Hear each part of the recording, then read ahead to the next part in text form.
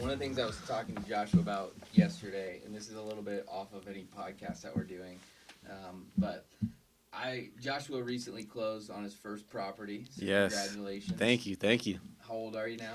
I am 24 years old. 24. So I would tell Joshua from the time I met him, which you were probably 21. 21, yeah, junior in college. I would tell him that by age 25 is when you really start your life. And so, I think what's amazing is not only have you bought your first property prior to this, you invested in properties, you invested in deals we've done with your own money, and that story is remarkable in itself. Yeah.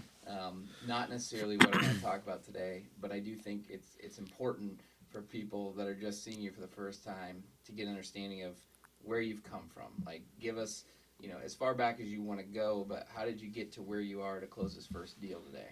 Yeah. So for me, I think I'll start back when I was 19. Yeah. I was in college, and I kind of had this realization that if I wanted to be great, it was up to me. And I just kind of made the conscious decision to go all into my dreams. Yeah, and you and I, obviously have a lot of similarities, but I use that, as my strength. Mm-hmm. So, people ask me all the time, well, how do you buy these? And I say, my first line always is, well, unfortunately, I wasn't born rich. So I've been dealing with that since birth. But, so we raise money from people. Yeah. And what I think is really unique about this situation is that you've put a plan in place, from what you told me, of what you wanted to accomplish.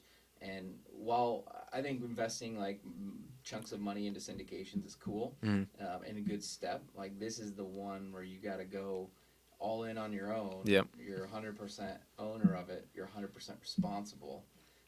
And so what I want to do is just kind of take me through, how did you find this deal? Yep. What did it give me, where you found it? How did you first come across the project? Yeah, so I found the deal on Zillow, and so kind of as me and you discussed, I basically would look at Zillow every day. At night before I go to sleep, I would just scroll just the Tampa market and kind of see what deals are out there. And so I found the deal on Zillow, and I happened to drive by it. When you find the deal on Zillow, are you looking all over the city of Tampa, or did you decide, hey, this is an area I want to be in, and you focus on that area? Or was it pretty much just all over until you found what you could find? Yeah, so I have this huge map in my office of all the zip codes of Tampa, and so I pretty much just know off the bat what's a good area, how much something can rent for. So I really look for all of Tampa. Yeah. And then I remember the thought I had. I saw the zip code, it said 33616. I was like, oh, this is a good area. So let me look into this deal. Yeah. And then I looked at it, and I was like, oh, my goodness. Looks like it makes sense. Drove by it, went and called the realtor. Luckily, she answered, because to that point, anytime I called a broker or realtor, they don't answer the phone. Yeah, and right now, what's good to remember about this time in history is, this is one of the times when it's one of the hardest to buy deals. Absolutely. Because you're fighting with, one of the things I hear from people all the time is oh, I don't have enough cash to do it. It's all cash offers. I hear my people are close to me, and some people in my family will say, oh, I can't. It's too hard. It's too hard. There's too many buyers out there with cash. So Yeah. Did that scare you at all? No, not at all. And I always heard too, oh my goodness, I'm waiting till the market goes down or until it gets better, which is true to a certain extent. But I just remember hearing, I can't remember what author it was, but I just realized the best people are buying deals no matter what. No matter what the market looks like, they're going to get deals done. Yeah. And so. I think we talked about, real estate's good almost all the time. Absolutely. As long as you don't have too much debt on it. Yeah. And so you've got to, that's what's kind of cool in my mind is when you're buying a first-time home, and you can get 30-year amortizations on it. Yeah. And so what's pretty cool in your situation is you not only did that, but then also parlayed it into a duplex. Absolutely. Which gives you the other side of rental income. Absolutely. But that financing is pretty advantageous. And I think for people out there that want to buy a house for the first time, it's in your first few houses, because you can get a number of FHA mortgages, a first-time home, a second home, vacation home. Right. Whatever it is, you can get that type of debt. And I think that for a first-time buyer, it's there's no better way to parlay your money into more money. Absolutely. Than using that type of debt structure. Absolutely. Cool. So, okay, so you call a realtor. She answers. Yes. And I basically just, I go back to my wholesaling days. I asked her what's the selling motivation in selling. I asked her about the price. I asked her, just the condition of the home. Can I see it? And so from that standpoint, I kind of heard everything I needed to hear. The seller wanted to get rid of it quickly, Yeah. and so I felt confident. So I immediately went home, did some underwriting, and was able to reach out to her and kind of set up a tour date. Yeah. And so when you went and saw it, like how long was it from the time you called her to when you went and saw the property? It was probably the next week, so probably a week max, because she had a specific schedule for showings, and I was actually going out of town, and she was as well. So the next week when we both were in town, So had tenants in there. correct. Yep, both units were occupied. Yeah. And you know how being in property management, how scheduling showings with residents who live there can be really difficult. It's pretty tough. Absolutely. Yeah. So yes, we were able to check it out the following week, and I was able to see both units and kind of make my decision from there, going on the contract. So when you walk in to the first unit, well, let's go back a little bit. Yeah. When you pull up to it, what was your first thought in your mind when you saw it? My first thought was, this is a piece of crap in a great area. Yeah. And I got excited. That's awesome. But you got excited because you had looked at how many pieces of crap over the years. Oh my goodness, over 3 years, 100 plus for sure. And I can tell you, like, just knowing you, like, you have been trying to buy this house and being patient and looking at a ton of stuff for these entire years. And it's, you know, for those of you out there who, like, are looking at something, you're like, oh, this one didn't work.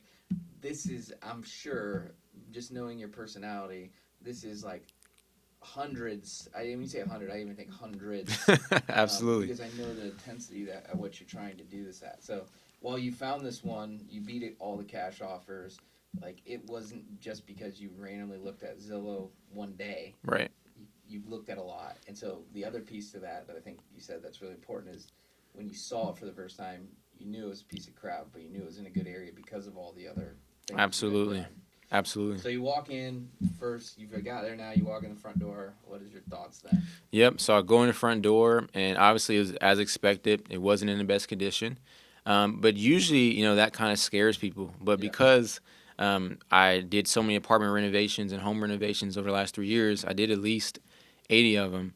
It didn't deter me. It was just like walking into any other living room. And so I immediately saw what it could be when I was going to make it. Yeah. So it was a no-brainer for me. I remember when we took over, Joshua, for those who know, we renovated an entire apartment building from start to finish, like worst condition ever, and now one of the best performing assets we have. Yeah. I remember walking the parking lot with you the first day in this hellhole, terrible place.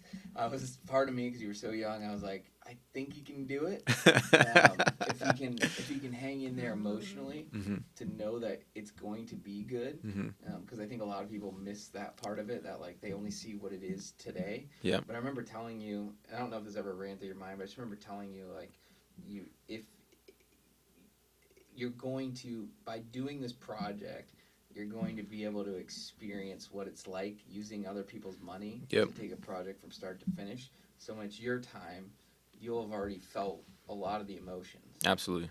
And my question now is, like, you closed yesterday. Yep. What do you feel? Do you feel, and be honest, do you feel any sense of scaredness? Or do you feel, like, excited, or both? Yeah. If I'm being completely honest, like, I just feel normal because I've done it so many times. I don't feel any sense of fear or what scaredness. If something breaks? Do you have enough money saved up? I do. To me, it's just the same thing. I just get someone to fix it. Like, I think because I was very intentional as far as saving money and making sure I had enough capital to renovate it in case anything goes wrong. So I just feel very secure in that. Yeah, because I think what's kind of cool, even we've had another young man buy a property and, like, recently, and, like, got through it, and now found out there's a hole in the floor. The columns are the floor joists are breaking, and he's like, uh-oh, and I just laugh a little bit. Like, I know he's gonna get through it because he's got that personality where he's gonna figure out a way. And so I know that people always tell me, like, well, what if something breaks? And I think that piece that you just said right there is, like, it can be fixed. And exactly. When you're doing your first one, it's not like the money is so insane. It's not like a repair is going to be $1 million on a $250,000 or $450,000 property that you bought. Absolutely. Unless you totally bought something that's just insane. On an ocean front, you've got more problems than you might. But I just think that piece is critical for for you to remember as you go forward, like, I'm good. And I know your attitude is I'm going to tackle everything in life, but I just wondered if deep inside there was a sense of a little bit of fear. Yeah, honestly, no. I would say I do feel normal more than anything, but I do feel a little bit excited. Yeah. I'm kind of just ready to get it going. So I actually, as we speak, I have the people there working on the exterior, Yeah. cleaning up the landscape, and getting ready to paint it. So I was so prepared because I did so many Yep. that I just had everything organized and I felt confident. So now you're an investor. So what you said something cool there? Like, what's the first thing you're like? What is your game plan? Like, what is the whole plan? Yeah. So and I actually learned this from doing JNB and speaking with you is I want to hit the exterior really hard Yeah. from day one. I want the curb appeal to be immaculate. So what I'm doing, I'm putting new asphalt in the driveway. I'm removing a tree in the front yard. I am actually cleaning up all the leaves and branches, and I'm actually going to put shale around the whole property. Yeah. And then I'm going to paint it the following week. I got a nice painter that's going out there. It's going to make it look really nice. And so I really want it to pop when people drive by and say, "Oh, Yeah. neighborhood's cleaning up." I want people to feel good when they come in that area. So that's Yeah. my initial game plan. And then I'll attack the interior, replace all the flooring, cabinets, paint everything, You'll new gut it appliances, gut it all. Everything. I gotta gut it all. Yeah. So yeah, We see a lot of people that like half-ass it. Where Yeah. they're like, leave these floors, paint this cabinet that's falling apart, and I just feel like you end up not getting the resident that you want. absolutely, Because if you're willing to live with a half-ass job, you may be pay your rent half the time. absolutely, So I think that's really good. And you're right on the exterior. I'm the biggest believer of like if people are driving around looking at other properties to buy in that neighborhood and they see yours, Yep. they'll say, "Oh man, look at that one's been redone. Mine can look like this." And now instead of you having to buy every house on the block, your actions are helping to spark change in the whole neighborhood. absolutely. And I'm really excited to really get started on that. But to your point, as far as gutting it and not taking shortcuts, I'm just a believer in what you said. But in me, I just want to take pride in what I do. Like Yeah. managing so many properties, I've been a part of those jobs where you have to do shortcuts for budget and whatnot, and Yeah. I don't enjoy them. Yeah. I enjoy making them look really nice. And point in case, JNB, we have great residents. I don't have any fear when I'm screening an applicant or looking at their like that they're Yeah. not going to pay. And that property started with 30% delinquency. It was You got insane. down to one maybe sometimes. Insane. I think this month we actually hit 0. Like It's awesome. insane. So if you do it the right way and you get the right people, then for some reason magic happens and you've got a good investment. Absolutely. So what was like one thing that happened during the process where you were shocked or like it threw you off your game? Is there ever a point where you're like, man, I don't know if I want to do this? Yeah, there was a point. So I came in wanting to do FHA financing, and the realtor part of the transaction was very okay with that. Yeah. And then I sent her my pre-approval letter, and then I think she sent me probably 2 weeks later and said that the seller doesn't want to do FHA anymore. Yeah. And I was like, what? She was just like, yeah, he just doesn't want to do it. Yeah. So she sent me a contract and was like, I have to do conventional. Yeah. And I was like, I don't want to put 25% down because I Yeah. want to save that money, spend it in renovating it. And so I connected with another lender who told me they could get me approved for conventional with only 5-10% down. Yeah. That ended up not working. And so I basically just had to convince him to let me do FHA. So that was a situation I was like, how did you convince him? basically, I was just like, I gave you a full asking price. Yeah. And really, the lender helped as well. She helped. She's like, hey, I checked his financials. He's good. Like, he'll be able to close. We'll work through whatever it is in an inspection to get it approved. So that lender, she talked to the realtor or the owner? She talked to the realtor, and the realtor was able to just kind of convince Did the you owner. build a good relationship with the realtor, like when you were doing the walk-in? I Or try. the like the initial tour of the property. Yeah, so I definitely tried to. I tried the two things that I feel really help buyers send out is one, being quick to act. Like a lot of people call realtors and say, "I want to do this, that, and the Yeah. third." I just was quick to send an LOI. I was quick to like respond to her to get an offer in. Yeah. So I think that really helped me build a relationship. And then I was quick to give her the pre-approval and kind of show my financials, like, "Hey, I'm serious." Yeah. And so that made her take me serious, I believe, and that kind of helped the transaction Yeah. go along. It's all timing, like, and people can feel and sense what's happening. I mean, they know the time that it Absolutely. takes. So if you're on your game, then they're willing to go to bat for you. Absolutely. So I just think that initial, like, when you're meeting them for the first time, letting them understand that you're confident, you know what you're doing, sometimes even if you don't, to a degree, not cocky, but just confident. Like, yeah, I want to do this, and then trying to become their friend to a degree, so that they're fighting for you is critical. It's the same with the bank Absolutely. too. Like, you got to let the bank know that you know what you're doing. So when they ask for something, you got to give it to them in an organized fashion, so they know every time they see something from you, this is a real live deal. Absolutely. So 100%. all right, what if you had to give advice to anybody who's trying to do their first investment property on their own? Hmm. Like, what do you think were the three keys to success? What made this happen? Yeah, number one, I would say get educated. Like, if I didn't have the education from obviously doing a lot of the renovations with my job, but also reading a ton of books, Yeah, having the right mindset financially, I would have never done this deal. I would have never felt confident to do it. yeah, Over the last 3 years, I looked at my Audible, I read 94 books. yeah. You know what I mean? So I'm Yeah, not saying you need to read 94, but you just need to have the understanding of how real estate works. yeah. And so I would say that's the biggest one. And then two, Wait, we'll stop there. What's yeah, your favorite book you read out of those 94? the one that comes to mind, Because obviously, 94 is a shit ton of books. yeah, obviously I would say Rich Dad Poor Dad, but really in my heart, I think Compound Effect, like Yeah. Darren Hardy, that's just one that always sticks to me. Is Just there like a line from there where you're like that you remember? I think it's just a story where he talks about three guys who are trying to lose weight, Yeah, and one of them who just did the same thing over span 2 years, he ended up losing the most weight. yeah. And I'm like, it's just doing the same thing Because the every guy single who's day. like, I'm gonna lose a lot of weight this week. Then next week they go on vacation and they lost it. Exactly. It's the consistency. Exactly. It's just the consistency of doing the same thing every day, and Yeah. that's my approach to life. And Like, if you're gonna look at Zillow, like, pick a time every night before you go to bed, pop it up on your phone, and look at it, absolutely, and check it off on a box somewhere that you did it. absolutely, it's so simple yet hard at the same time. The other thing I think that's really true is like, you like this though, right? Yeah, absolutely. It's fun for me. I love Yeah. looking at buildings. I So you don't have love to like remind yourself at night to look for deals. absolutely because And that, it's fun. yeah, and that's the key too. Like, I know a lot of people are like, oh, I think I need to be in real estate because I know people make money, but it's not fun for them, so it becomes work. Exactly. I was listening to a story about like Michael Jordan the other day, and he's like, "You guys think I'm working?"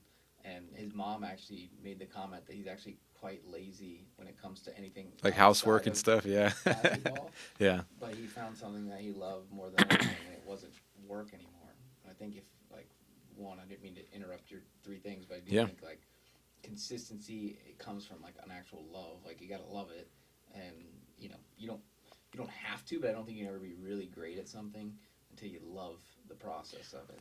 I agree. And my second point would be, like you really gotta want it. Like one of the things that frustrates me just in life in general is people making goals and saying they want things, Yep. but they don't really want it. No.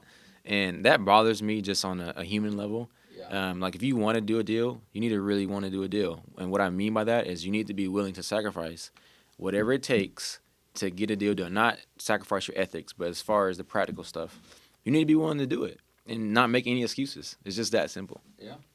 I'm sure you gave up like doing a lot of fun things to save every dollar too. Oh, absolutely. That's the other piece. It's not like you just magically woke up and had the down payment. Like, this was years of saving and practicing good ethics. So 100%. work ethic and ethics. But 100%. Yeah, the third I was just gonna say is I think the last thing that I would say for anybody who's trying to do a deal or just wants to get in real estate is I think you have to become a servant first. And so for me, I think for me to be able to get to the point that I was at, I had to find a way to add value to the people around me. I had to serve them and I had to learn. But I know people get caught up in that process. Like, oh man, like I don't want to. I don't want to learn to be. I don't want to be an intern first to be able to learn how to do property management, Yep. so I can be an investor one day. For me, I was just so focused on owning buildings and being an investor. I didn't care what I had to do. Like being an intern was like cool. I'm an intern. I'm gonna figure it. I'm gonna rock this out until the next thing. Keep going. Absolutely. I think what's kind of cool about your story too is that there's no matter, you're trying, like, this, even like for me as someone that works with you all the time, like, Yeah. you're trying so hard to accomplish something and in such a quick amount of time. Like, at the same time, it's like it's overwhelming, right? They're like pushing so hard, but if you don't have that, then you'll settle for mediocrity. Absolutely. So, like, even me as someone's like, dude, slow, give me a second, slow down. It's like I have a hard time. I don't want to say that to you, because I don't want you to slow down. Yeah. Because you're passing like the time that I can physically give at any given moment. Mm-hmm. And so I just like tell you, like, don't lose that spirit.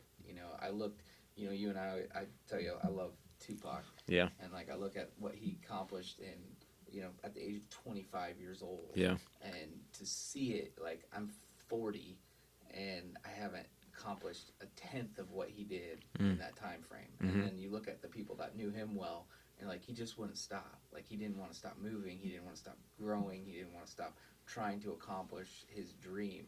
And he felt like he was on a time, like basically had a finite amount of time, Right. and had to accomplish it. And I know you probably feel that to a degree, Yeah. in a different way. I don't think you think you're going to die. No. Like he did, but you feel like if I don't accomplish this by 25, then I'm failing, because you're looking up to anybody else that did it before you. Yes, absolutely. The thing I would say to that too is you reminded me of a Michael Jordan video that I saw, and essentially what he said was the game of basketball became so easy for him. Yeah. He had to train his mind to think that he was down in games, Yeah. so he would go out and play hard. And Yeah. so when people tell me that I'm like going fast or whatever, I actually just feel like I'm doing normal. I feel like I'm going normal. Yeah. I don't sit and realize like, oh, I'm actually trying to do this, and this, and this. So for me, it's normal. And the whole point of saying that is like I had to raise my level of expectation for myself. So where it always supersedes what anybody else has for me. Because I think a thing that's easy to do is you get caught up in what other people want of you, Yeah. what other people expect of you. And I'm be honest, I never think about that to a degree because I got bosses and stuff. I want to do that. But at the end of the day, I'm just thinking about, man, what do I think about myself? Am I happy with what I'm doing? Is God happy with what I'm doing? And I just live to that. I don't try to be anything else other than Josh. Yeah. I always think, like, for me, it was always, like, I was just in a fight with people that were way ahead of me. Mm-hmm. Like, I thought, I got to beat these people. Like, and it didn't matter to me that they were 25 years older than I was. Like, I wanted to be where they were now. Yeah. And just the same as you, where they would say, hey, slow down. Like, my mom used to tell me, Adam, all you do is talk about deals. I'm like, that's what I like. That's what I love in life. And so Absolutely. people always ask too. I really want to hit this home for everybody, but for you, it's like, if you love it, like, it's not work. And It's I fun. wake up here thinking like, oh man, I gotta go to work every day. I wake up, there's times where I'm like, man, I don't want to do this aspect of it today, not necessarily, but all the other fun parts outweigh it. So 100%. my advice to you, dude, like, you're doing so great. I've never been more proud of somebody at such a young age from the first time I met you. I didn't know that you were going to be this great. I really, I met you that day, and I told you to read Rich Dad Poor Dad, and you read it in an instant, and I was like, oh man, this kid's got something. Because 99% of the people that I tell to read that book don't read the book. Right. And I would hope that you'd say today, like, that book may have changed your life in some way, and now to watch you like actually succeed in buying a property, and I didn't help you at all. I think that's the cool piece. Like, you didn't ask me for anything, and I think that's impressive too. Like, to a degree, I'm not saying don't ask for help. You didn't ask for help, but you went out and did it, and it wasn't like people were like, "Oh, I got you." You did this, and I think that's pretty remarkable. I appreciate that. To your point, Rich Dad Poor Dad definitely played a great impact as far as me developing the mindset that I have today, but also being able to be around somebody who works so hard like yourself, seeing the work you put in, seeing what you were able to accomplish. It was like, man, Adam can do it. Okay, it's possible. Then I have no excuse. If that idiot can do it, I can do it. No. But that's the truth. Like, you got to have people around you that you're like, man, all right, they can do it. Yeah. All right, I can do this. Like, he comes from a similar background as me. Boom, I can do it too. Absolutely. You're just constantly looking for people as inspiration. And I think the world today is like, people are always like calling out the negative, but the people who are doing great are rooting the successful people on, and then they're trying to do what they did. Absolutely. And if we can keep getting more and more people like you who act that way, then this world is going to keep getting better. But anyway, I want to do this, dude. I love you. I appreciate everything you've done. Thank you, man. I'm proud of everything you've done. I appreciate you. And I literally, when I saw you make the post yesterday that you accomplished this dream, I was like, just part of me felt like, man, like I felt happiness in myself that legitimately, I watched you go through all the stuff. You did. And I just and then I started thinking he's coming after me. I gotta get going. So I'm gonna do my very best not to let this young guy catch me. But he's coming really hard. So I'm gonna make it hard for you. you. Thank you, man. I appreciate it. Awesome, man. This podcast was produced by Atrium Management Company. Thanks for tuning in, and don't forget to like and subscribe.